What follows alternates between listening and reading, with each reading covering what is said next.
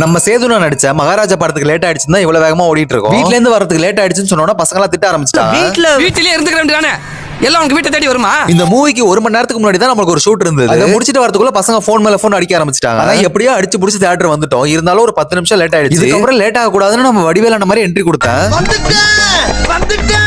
இதுக்கு ஒன்னும் குறைச்சல் இல்லைன்னு பசங்க சொன்னதுக்கு அப்புறம் உள்ள போய் படத்தை பார்த்தோம். ஃபர்ஸ்ட் ஹாஃபும் முடிஞ்சது. உண்மையிலே ஃபர்ஸ்ட் ஹாஃப் பயங்கர ட்விஸ்டோட கூஸ் பம்ப்ஸ் வர அளவுக்கு இருந்தது.